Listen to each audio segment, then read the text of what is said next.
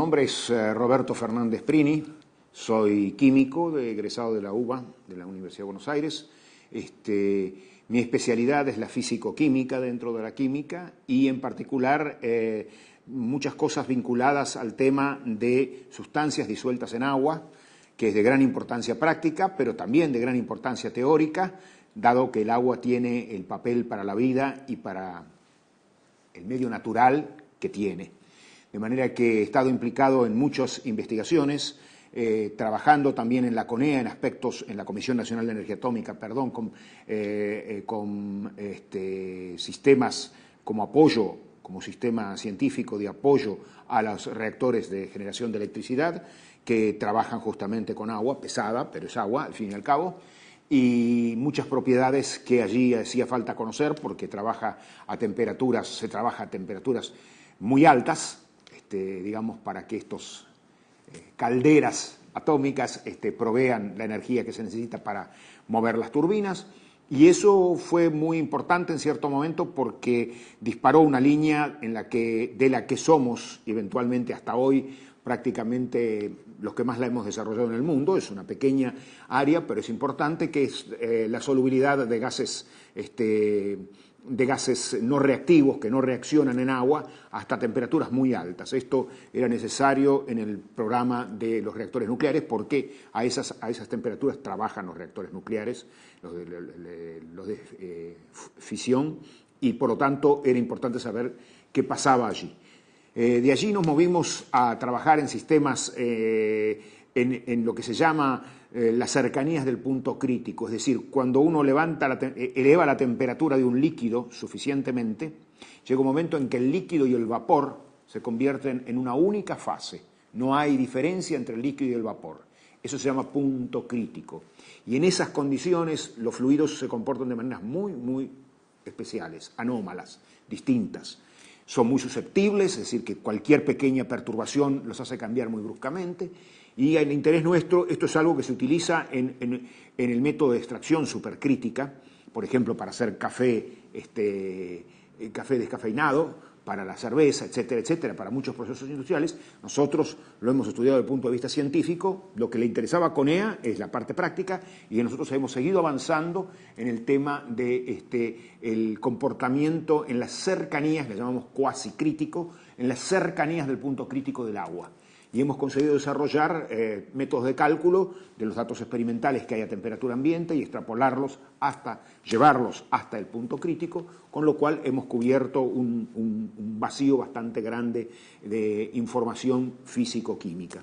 Al mismo tiempo, esto trae aparejado una serie de problemas, por lo que dije, por el hecho de que los fluidos cuando están en estados cercanos al crítico son muy susceptibles, y entonces hay todo un problema de inhomogeneidades que se generan. Aún la gravedad, el efecto de la energía gravitatoria tiene influencia, a pesar de que es muy baja la energía gravitatoria en un tubo de 10 centímetros, por ejemplo, la diferencia entre la parte superior y la inferior es muy, muy pequeña. Sin embargo, cerca del punto crítico puede haber fácilmente una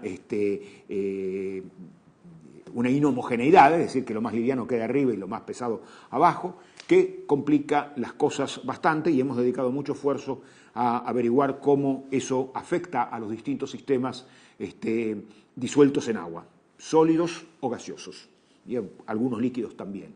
Eso, digamos, para dar una información muy general sobre el tema de trabajo. Yo soy profesor también, soy profesor emérito de la UBA, de la Universidad de Buenos Aires. En algún momento trabajé en el INTI, soy investigador del CONICET, ahora investigador emérito desde hace unos meses, de manera que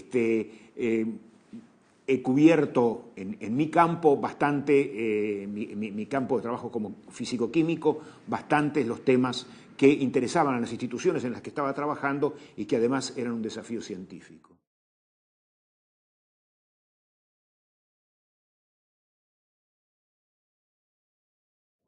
En lo que hace al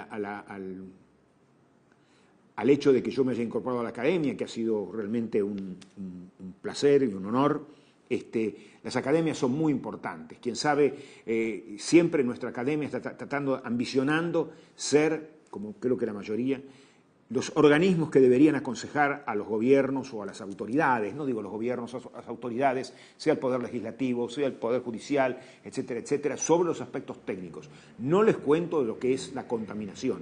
En la contaminación hay aspectos de todo tipo, desde legales hasta problemas técnicos. Y en la parte técnica, evidentemente, la academia puede, y ha jugado en algunas oportunidades con algunos documentos, pueden jugar una función importante como hacerle llegar a los funcionarios cuál es el conocimiento, digamos, en la disciplina de que se trate, cuál es el estado del conocimiento, qué es lo que se sabe por seguro, qué es lo que es probable pero no seguro, y en consecuencia eso tiene que servir para tomar decisiones. Ese sería el papel. Creo que un poco lamentablemente ese ir y venir de preguntas es más escaso del que debería haber, y eso un poco tiene que ver con las características de cómo se han formado las academias, etcétera, etcétera, y cuál es la relación que han tenido con los organismos de poder en la Argentina.